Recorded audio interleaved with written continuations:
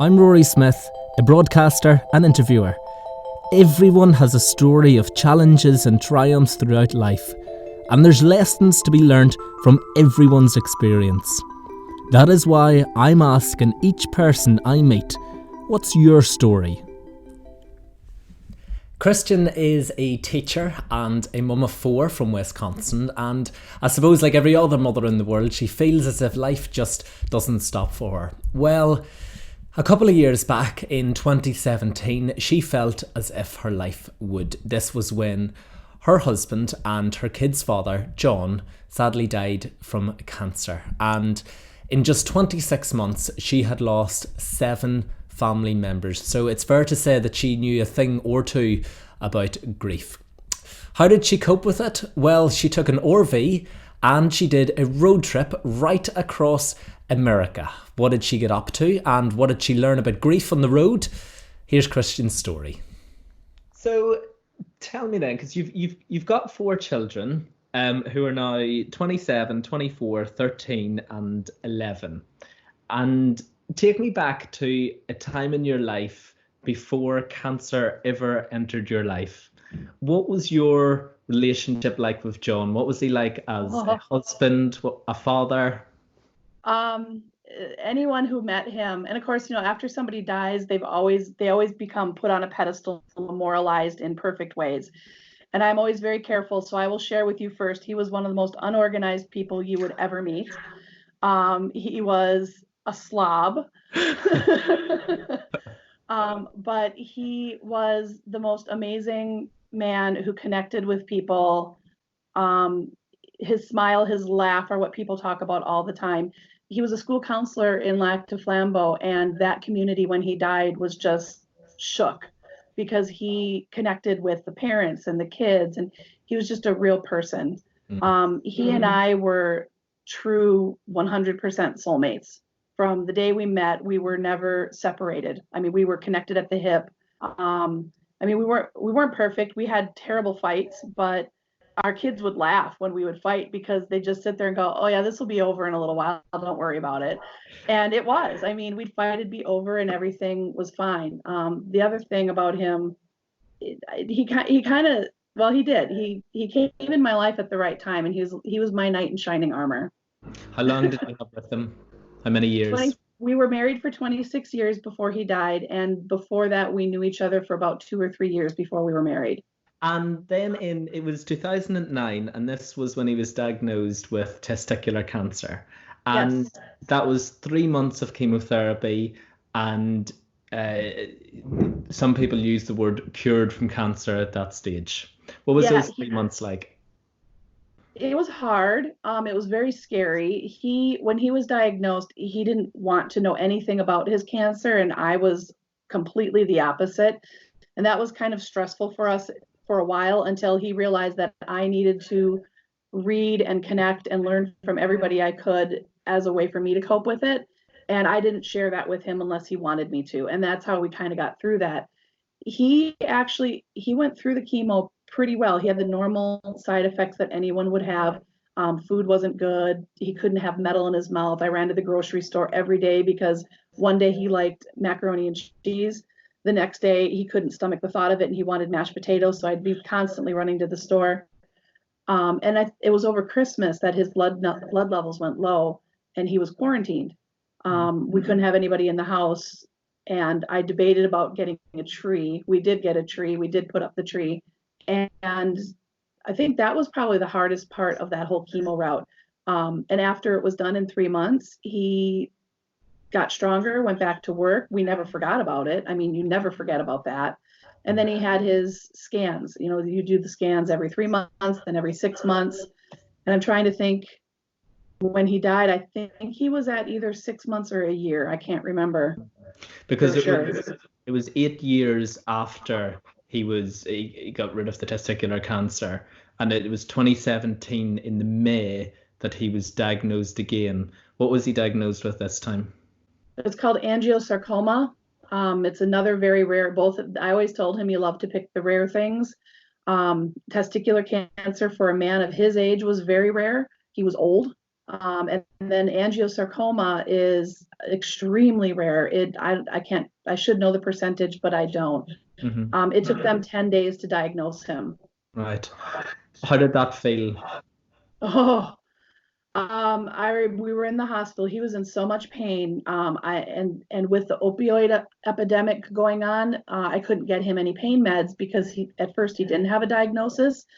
So my community wouldn't do anything to help us anymore. So I drove to a different community and later realized they thought we were looking for drugs. And his leg was completely swollen. He couldn't walk. I'm crying in the emergency room saying, please, please help him. And they just sent us on our way. They wouldn't do a thing to help.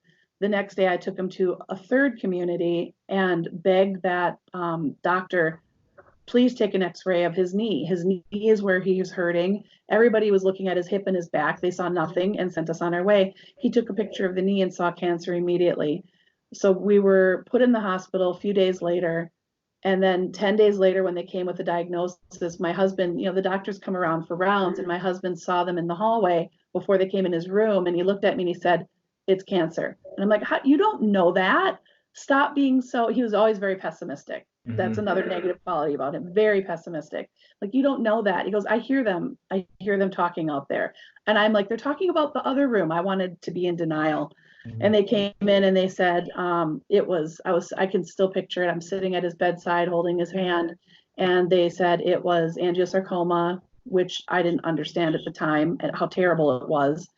And then they said it was stage 4. And I think the whole floor just fell out from under us.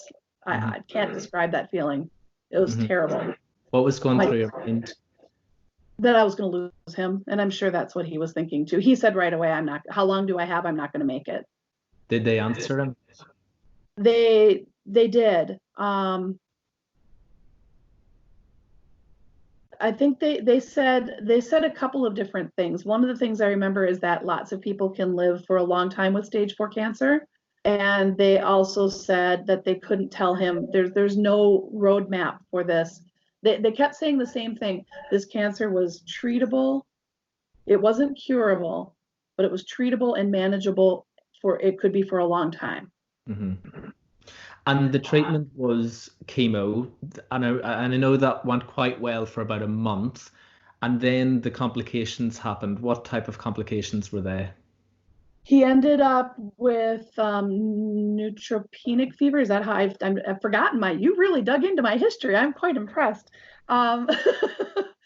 He ended up with fevers and low white cell counts to start. And then when he was in the hospital, they found that he had a blood clot in the leg that had the tumors, probably because he had been sitting so much and he couldn't walk as much. And it's also a side effect of that cancer. When you get it in your limbs, you can develop blood clots.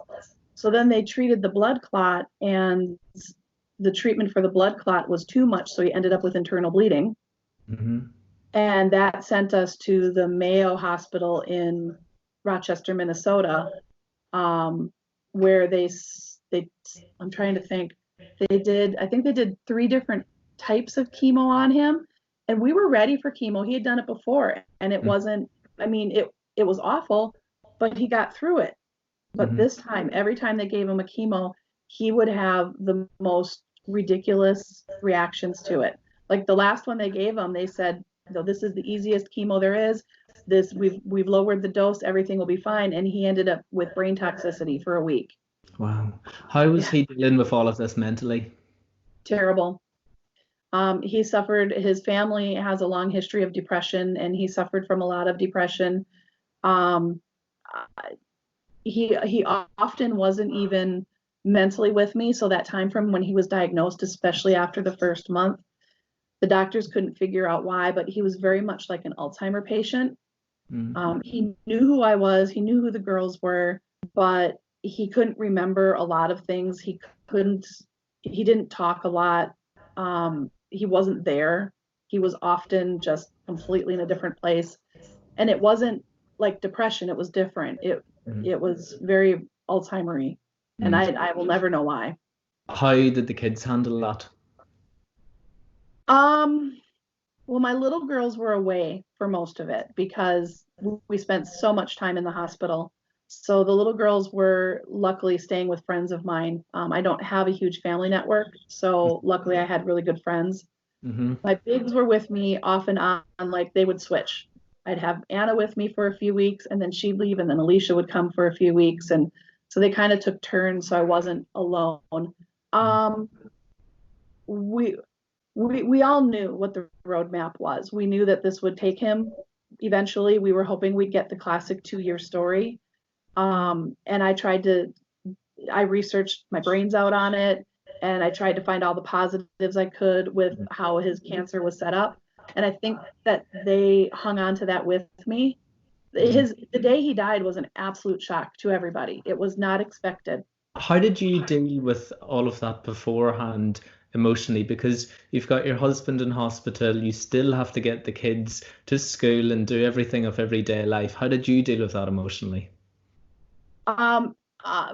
Writing, social media was my savior, because when you're trapped in a hospital room alone, or even with just the same couple of people every day, you crave this normalcy. So I was constantly on my phone with social media and connecting with people. My girls, I didn't see them. The hospital that we were at was 2 hours from my home. So when I said they were with friends, they were with friends, and we would connect with like Facebook Messenger once in a while, and I would get videos of them at their school, spring concert, and John and I watched that together and things like that. But I don't know. I think I coped by building a routine, because that's what I'm doing now with what's happening. I found a routine, and the routine really helped me get through everything. You said, because you mentioned your writing there as well. This is your blog. It's called Our Classy Life. Yes. And in it, I had a read of it. It's absolutely beautiful, by the way. And in it, you wrote around that time, you said, in reality, every day is filled with fear. What were you fearful of? Losing my husband. I don't know if you read a lot about my story. I'm gonna get emotional. Gonna not do that. Take your time. I lost 7 people in 26 months, and if I would lose my husband, that was the last. I mean, I'm left with no one, and that's what ended up happening. But I figured it out and moved forward, little step by little step. Yeah. That was what I was most fearful of, because I didn't fear it just for myself. I feared it for my girls. I don't know if you've known this about me, but I lost my father when I was little. I was 7 years old when my father died. And it's something you carry with you for the rest of your life. And my father was 48 when he died, and I was 48. I feared that age my whole life. I was constantly afraid of turning 48. I turned 48, and a month later, my husband died. The way he died and the day he died was so much like what you watch on TV. I can remember thinking as it was happening, this is like a TV episode. I can't believe this is actually happening in real life. Tell me about that day. Well, what I'm grateful about for that's another way I get through this, is finding things to be grateful about within the awfulness. And one of the things I'm grateful about from that day is that about 2 hours before he died, the oncologist came in and told us that his scans of his chest, where he had the spread, were clear. So the chemo had been working, and he was going to go on a holiday from chemo for a few months, build up his strength. We were going to regroup, come back, and then take it from there. And the smile on his face after, because he'd just come out of brain toxicity, where literally he hadn't been able to speak or look at us or anything for about 7 days. And the smile on his face was just so wonderful. They took him for a liver ultrasound because his liver numbers, enzymes were wacky, and they wanted to adjust the medication. Was this just a scan? Kind of, yeah. I mean, they made no big deal of it, and it wasn't a big deal. But the problem was he had been given a nose tube because of the brain toxicity. He couldn't eat or drink or swallow. So in order to give him his medications and food, they put a nose tube in him, and the nose tube had been there for a week, and he was so phlegmy he could hardly breathe that morning. They kept repositioning him and suctioning him, and I said, could we please just wait with this? If it's a routine scan, could we just wait? I'm very afraid that this isn't going to go well. And they all assured me everything would be fine. So when he left, it was always my habit. Because when he was with me, I was in charge of making sure. That was a huge pressure for me, that he was okay. Mm-hmm. When there was no nurse in the room, I was the person to make sure everything was fine. But when he was taken from the room for any test or procedure, I was off duty. And that was my nap time. So I laid down and took a nap. And When he went away, when he was taken away, what did you say to him? and from the day we met to the day he died, anytime we separated from each other, we always said, I loved you, no matter how angry we were, every phone call, every day. So our last words were, I love you. I told him as he's wheeled out, I love you. And he could hardly talk because of the phlegm. And he managed to say, I love you back. So I'm also grateful for that. Yeah. You then took a But yeah, I took a nap and I woke up to an all call in the hallway, which, I mean, in 83 days in the hospital, that had never happened. And the all call was asking my husband's nurse to report to the nurses station. So my eyes just bolted open. My daughter Anna was with me at the time. I looked at her and I looked at the clock and I said, how long was I sleeping? She said, he's been gone for over an hour. It shouldn't have taken this long. Mm-hmm. So then the nurse came in the room and she couldn't look me in the eye because she's the nurse who I begged, please don't do this, please don't take him. And she told me that he had arrived at the ultrasound unresponsive and he was in ICU and he was code blue. And I had learned in that, because I didn't know this, every hospital has a different definition of what code blue means. Mm-hmm. And so I asked her, what does that mean? Does that mean his heart has stopped? Or does it mean that you're fearful his heart might stop? Because they had told me it could mean either of those things. And she said, his heart has stopped. They're doing CPR. You need to come with me. Right. So, yeah, so we had to walk down the hallway into the elevator, down 2 floors, What were you thinking when you were walking down that corridor and down the lift? That it was the end, that he was gone. He had some, they called them heart episodes before, and the cardiologist had said routinely that if he would have another one, that his heart wouldn't make it. So I knew I knew it was the end. I knew. Yeah, and to walk down the hallway, I can feel it now still, just the shakies, just the whole body shakes. And where were you led? To a very tiny little room outside a same-day surgery waiting room filled with people.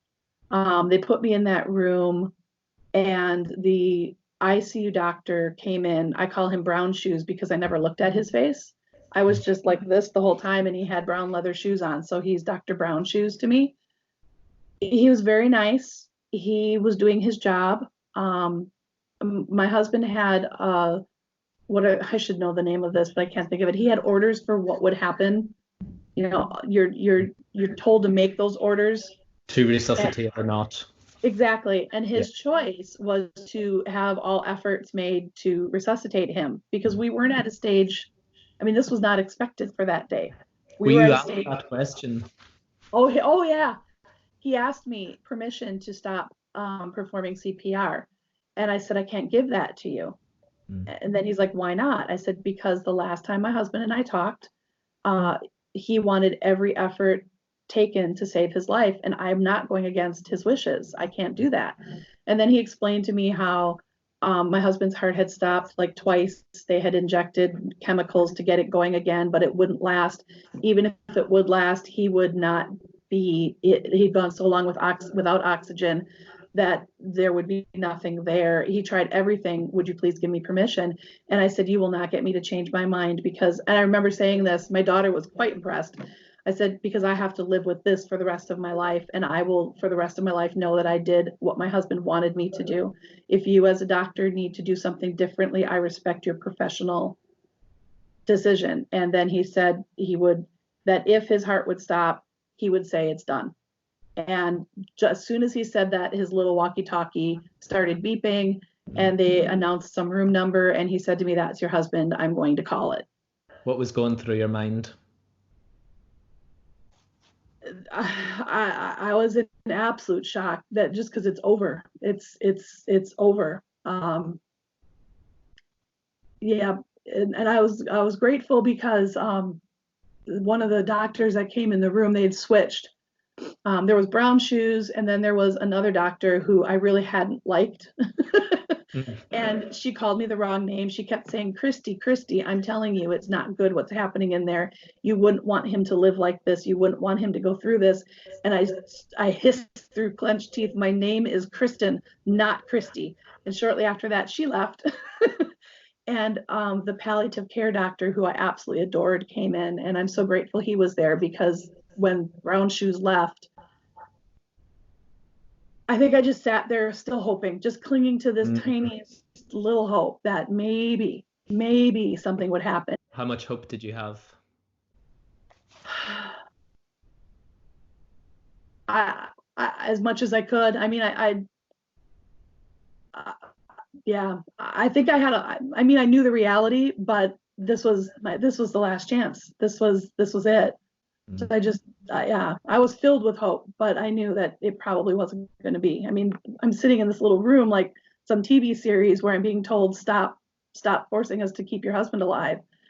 And he came back in and said he's gone, and I literally just crumbled to the floor. What do you remember feeling? What did the pain feel like? Just this weight, overwhelming weight, and like the life had been sucked right out of me too. And anger and fear. And now what? Because our whole life for those 5 months was invested in getting him some quality of life, to be in our camper and spend something positive together, and we never got it.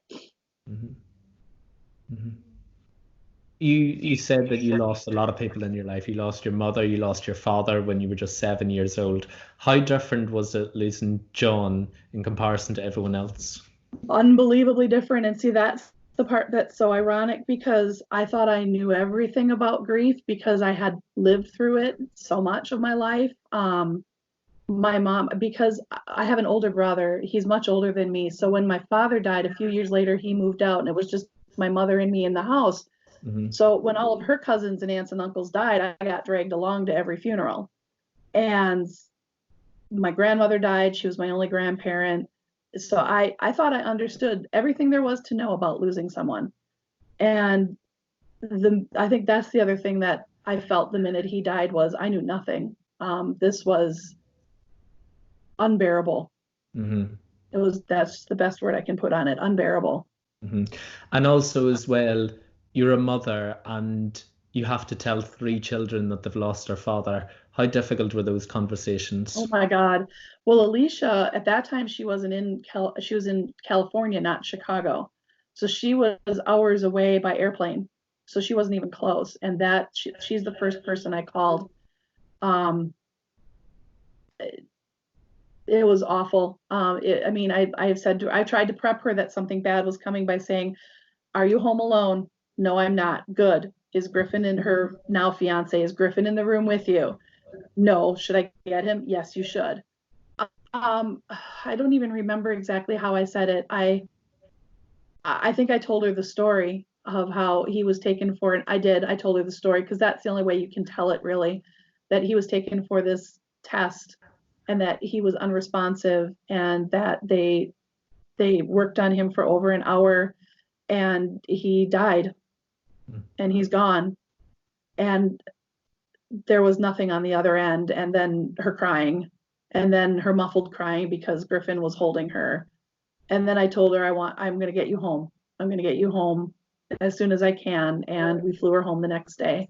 And how did you tell the 2 younger children? Oh, and God, that was flashbacks to my own childhood. We had to come home. So by the time we left the hospital, I think it was like 5 or 6 at night, and it's a 2-hour drive. By the time we got home, it was 8 o'clock.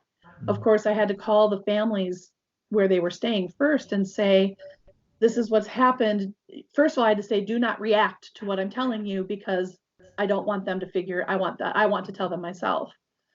So my one friend, she's like, "Oh my God, okay, I'm going." She went in the garage I'm in the garage, nobody can hear me. And I told her what happened, and she was one of John's closest friends at school, and she was devastated. And then she had to suck it up to get my daughter home. And the other woman I told was she is a very good friend of mine. She knew John very well too, but she was a little more, I don't know, stoic about it. And stoic isn't the right word. She's stronger about it. She just said, she took control. This is what I'm going to do. Da, da, da, da, da, da, da. So luckily both girls came home within about 5 to 10 minutes of each other, even though they were living at homes that were 45 minutes apart. Mm-hmm. So that was wonderful. And we sat on I said, come on inside. And both of them like, where's daddy? Where's daddy? Is he home? Mm-hmm. I said, nope, he's not at home, which was not an unusual response for them to hear. That had happened before. And they didn't ask about that. So we sat on the couch, the four of us. Anna was with me.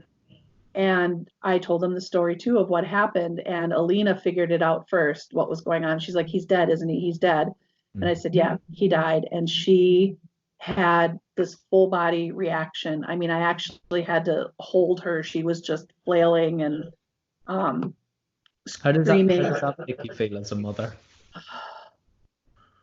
Boy, you're bringing up a lot of old feelings here. It was torturous. It ripped my heart apart. Because the other thing is, I know what their life is going to be like without their father, because I've done it.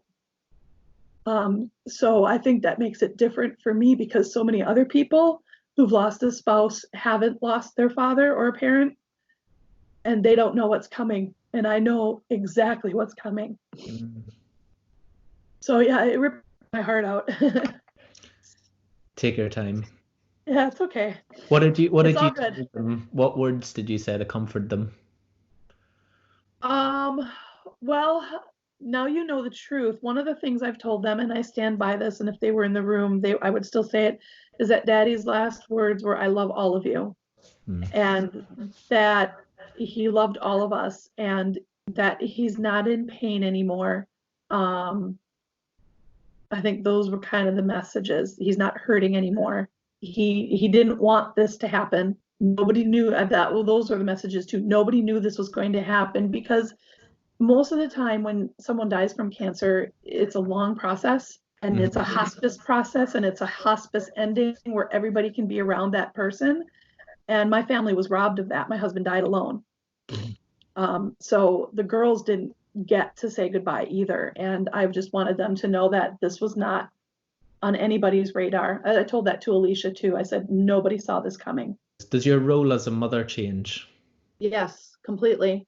It becomes all about helping my kids, and helping actually my nieces and my nephews and my sister-in-law and all of the students and staff at school. And I still kind of have that role, especially at school. Mm-hmm. Because my husband was such an outlet for the kids. And without that outlet there, when I returned to work, we worked with different grade levels. I worked with the younger kids, and he worked with the older ones. Mm-hmm. And after I returned to work, I started having older kids come by my room every day wanting to talk to me. They were sending me email messages about things that were bothering them that they would have talked to my husband about, but he wasn't there. Mm-hmm. So I became this surrogate Mr. Lohoff at school, which I loved, but it was also hard. I mean, I felt like I was holding everybody up. And that was my job. How tough was that for you? It was exhausting. It kept me going though, in a weird way, if that sounds weird, because it gave me purpose. You know, I could get up and I could do that to honor John. And it, in a way, it felt good, because I was honoring him and doing what he would have done or what he would want me to do. But it was also like just this stabbing reminder of what my life now was, and how different it was. And whenever you continue with those everyday things, like hanging the laundry out, or going to the store, or even going to the cinema with the kids, does that mean that everything is okay? No, not at all. Usually it's a huge effort to do any of those things. That's the thing about grief that I thought I knew, that I learned now I didn't know at all, is how much even getting up and putting on your clothes to go to work is an effort. And in fact, I joked, I've got my coffee here. I joked with you this morning that I was putting the coffee on, but that was something that was really hard to do because often he would start the coffee in the morning while I was showering. So making coffee was awful. And I'm finally, it's a process. It doesn't ever go away, but it gets that you learn how to live around it and live with it. But I still have that. Yeah, going to the movies, we didn't go for a long time. Something that you had discussed with him during the time of chemo was his travel plans. Tell me about this. I had a blog years ago about knitting, but it wasn't. He always thought it was great, but it was whatever. So, and the first time he had cancer, he had a website called Caring Bridge, where you can post on Caring Bridge and everybody finds out how you're doing. He said he didn't want that this time because Caring Bridge was all about dying. Because you just go there to wait until the person dies. He said, I want you to start a website and write a blog, and we're going to take our trips. And we named it together. And we had so much fun. God, we laughed so hard coming up with stupid puns because the style of camper we have is called a Class C camper. So, well, then we played around with, well, it's classy. So this is going to be our classy life. And then we just kept building on that. And we're like, well, what would we name the camper? And I could still see his face. He looked over at me and goes, well, CeeCee, of course.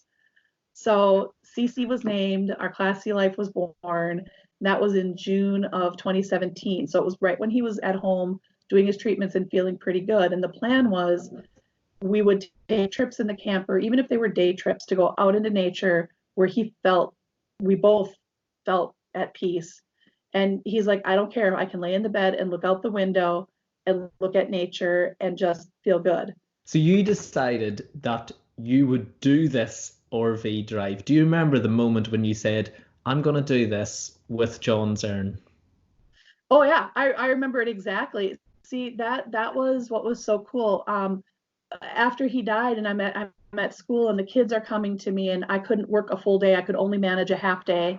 And I'm like, I've got to find something. I have to find something to distract myself. I can't keep doing this.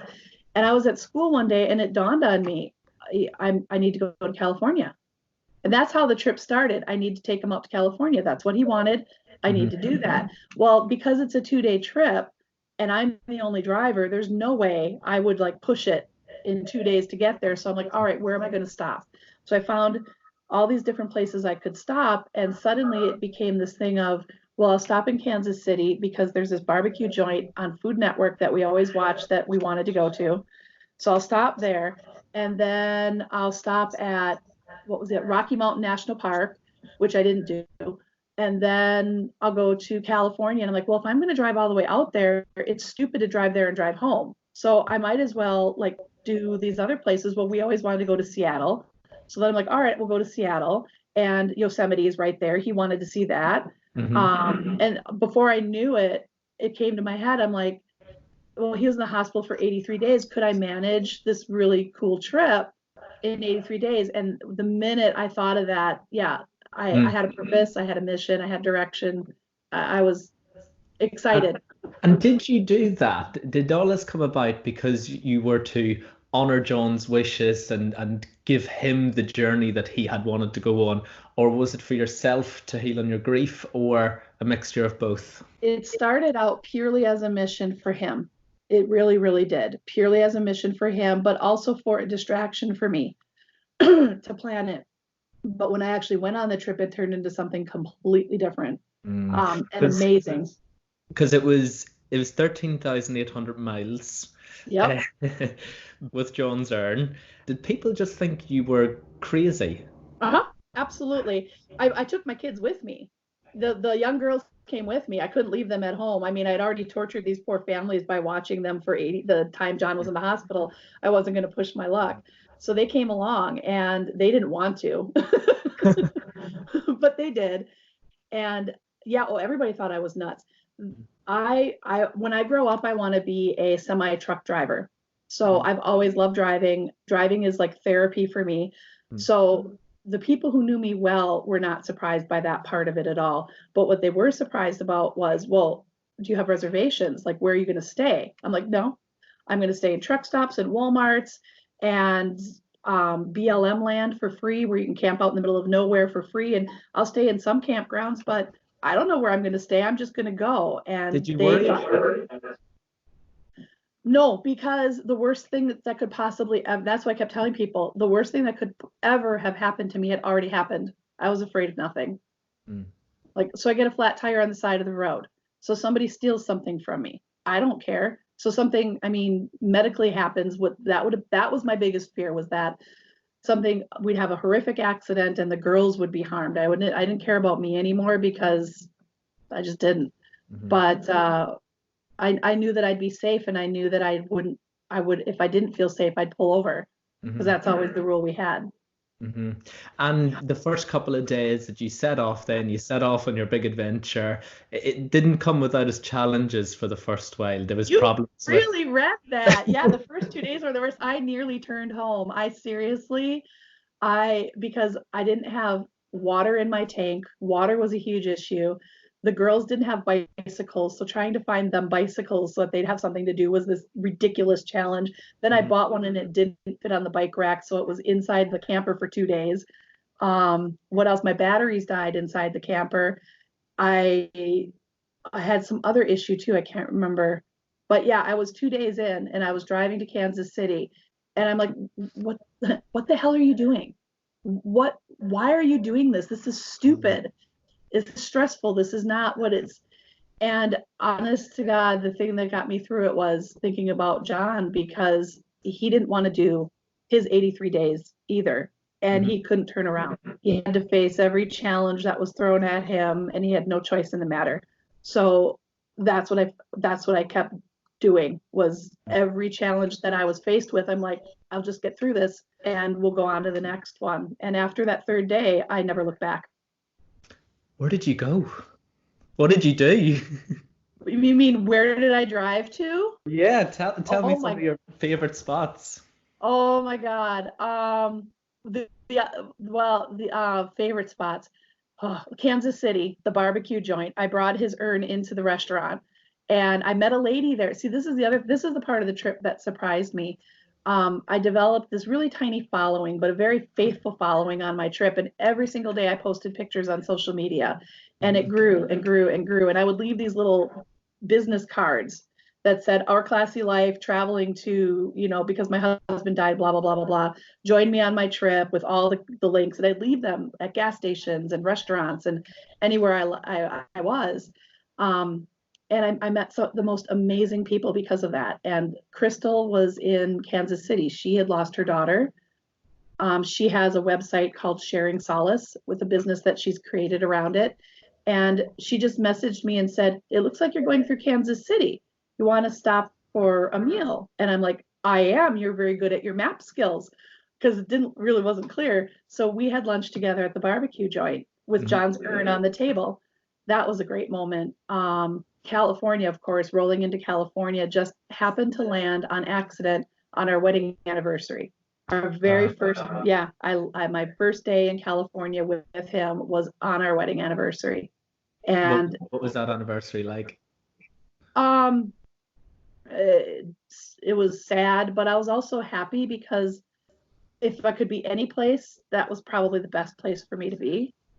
I wasn't on the road in Salt Lake City where I didn't know anybody. I was with my daughter and seeing this place that I was fulfilling his biggest dream. So I thought that was kind of magical. How important was it meeting people and sharing your story and hearing the story of other people who've been through the same thing? That was what I didn't expect. That became the most powerful part of my trip. Everywhere I went, like, there's this waitress in the state of Washington, Port Angeles, Washington. She still follows me. She still sends me messages once in a while. We never spoke. She just served us our food. I was really sick that day, and I hadn't eaten all day, and I needed to put food in my body. And I left the card on the table, and she started following me from then on. So she never really told me her story, but just that connection was huge. There was a woman in California when we went to Sequoia, which was one of my absolute favorite places, Sequoia National Park.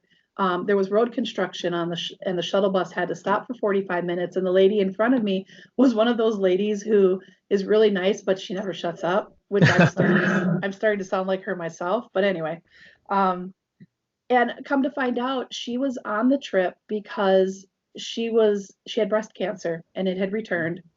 And she had gone through some treatments and she was sick of the treatments and she wanted a break. So she decided to spend the day at Sequoia National Park. And her sister was really mad at her for doing that because she thought it was too dangerous. And once she told me that, we just started talking and I got it. I'm like, I get why you have to leave. Yeah. And nature's the best place to be. How important was nature in your trip? That was the other surprise, was I didn't realize how important it would be. And it took a long time for me to figure it out. I went to the Redwoods. That was amazing. The whole Pacific coast. Oh my God, ridiculously gorgeous. Mm-hmm. And then Yosemite, which I didn't like. And then Sequoia was magical and wonderful. But it was when I hit the north rim of the Grand Canyon. And there was a day where the girls were on a mule ride and I'm severely allergic to horses and mules and stuff. I'm like, you go. And this really nice cowboy who was setting up all the mules said, come here, honey. I'll show you a really nice spot to sit while they're on their ride. And he showed me this log that overlooked this. My God, the view was amazing. And I sat there with my knitting and my cup of coffee and my Billy Joel music. And that was when it hit me that this nature was so powerful to just bring peace and calm and perspective and joy. And that was the first time I felt it. And the second was at Zion when we walked in the river. We did a hike called the Narrows where you literally walk in a river with 2,000-foot canyons on each side of you. And that was the day that I felt myself smile in my eyes for the first time since he had died. And I remember that exact moment. How did that make you feel? Guilty and happy. Mm-hmm. Guilty because... Because how could I possibly be happy when I had lost my husband and it was so awful? I shouldn't be happy ever again. But I knew that I had to be happy, and that's a battle you fight too. And it felt really good. It was like the minute I realized that I had that juggle in my brain about you shouldn't be happy. Yes, you should. He'd want you to be happy, but you shouldn't be happy. But it feels really good to smile like this. And just, yeah. What did that trip teach you about grief? That I'm not alone. That there are so many people out there with stories of their own.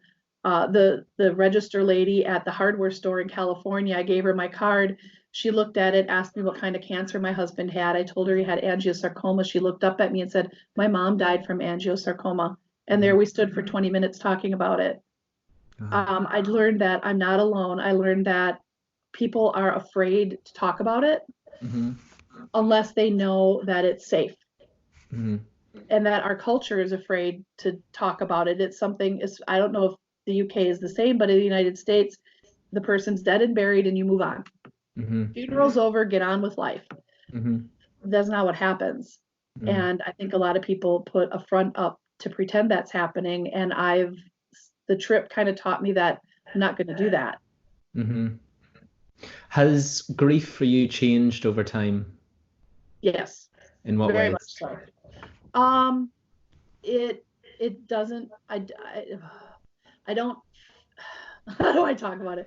I don't feel it all the time. I used to feel it every waking moment of every single day, and I don't anymore. It still hits me, and sometimes it hits me just as hard as it did, but then I just let it happen and I let myself be emotional, and then we get on with things, and it's always there in the background, but it's not like it was. Does that make sense? I like what you said in your blog as well. You said, I found a way to describe how grief really behaves over time. We learn to cushion it with life. Yes. What do you mean by that? Because, well, like there's this theory, and actually it was a British person, I think, that like your life is a box, and when you have a huge loss, your box is filled with grief, this ball. But then what happens is you have more experiences after that person has died, and that's what cushions it. It's still like the size of the grief for my husband, I don't believe will ever change. Just like the size of the grief from losing my father will never change. But my life has grown, and I've gained new experiences that can kind of keep that ball from bumping up against the side and jostling my life around. And in those experiences, do you still feel guilty when you're happy? Not as often. It's still sometimes there, but not as often as I did. And at the time of this recording as well, I know that his birthday is in 2 days. That is so ironic, and I'll tell you a story about that if you want. But go ahead. Yes, his birthday Tell is me in 2 days. the story. My husband knew how much I believed in signs. He knew that I had searched for them and wanted to see them and things like that. He has given me a huge gift on every single birthday of his since he died. On his birthday, not mine, which I'm like, okay, whatever. The first year we went to a baseball game, his favorite team, and we brought the urn along, and I took a picture of the urn there, and I had his name up on the board in memory of, or happy birthday to. And we got there, and the trip was coming up, and I wasn't going to spend a ton of money, so we were way up in the nosebleeds. And we go and we put our jackets down, and we go to get some hot dogs and popcorn, whatever. And this man is staring at me, like creepily staring at me and freaking me out. And then he walks up to me, and I'm like, oh my God, oh my God, oh my God. And then he asked, is this all of the people in your party? And I'm like, yeah. He goes, I work for the Brewers organization. Would you like a free upgrade? And we have seats behind home plate. So we ended up being seated in the 11th row behind home plate for his birthday. I just bawled. I'm like, my husband made this happen. He knows we're here for his birthday. So that was birthday number 1. Yeah. Birthday number 2. I'm a huge Billy Joel fan, have been all my life. Never went to a concert. I did go to an Elton John, Billy Joel combined concert once. My husband bought me tickets for that, but he always said, I want to get you to a Billy Joel concert. And he never did. Well, it turns out that there's a member of Billy Joel's organization who has the same cancer my husband did. And I got tickets to go to a Billy Joel concert. The first time was around my birthday. The second time was in January in Orlando. The third time was last year on his birthday. Not on his birthday, but right around his birthday. So that's birthday number 2. He sent me to a Billy Joel concert. Birthday number 3, I'm sitting in my living room one night at 11:30 at night, and bloop, up comes this message from somebody in the UK who found me, who's a journalist who knows about writing, which I know nothing about, who wants to talk to me and maybe spread my story to other people, which is what John wanted. So this is birthday number 3. Thank you. This is his gift. It is. I totally believe that. I totally believe that. I even have his little picture right here with me today. Oh, look at him. What would you say, from everything that we talked about and everything that you've experienced in life, what's your greatest life lesson? To keep going, I guess. To find a way to keep going with all the challenges that life throws at us. Well, promise me one thing, you'll keep going with your blog. I'd love to ask you questions about what I can do, but I think you've already helped me a million times over. I'm pretty committed to it now. I've worked really hard on it since May, and I'm seeing the results, and you're a testament to that, the fact that you wanted to talk to me in the job that you have, and thank you. Your words are beautiful, so thank you. Thank you very much. I appreciate it.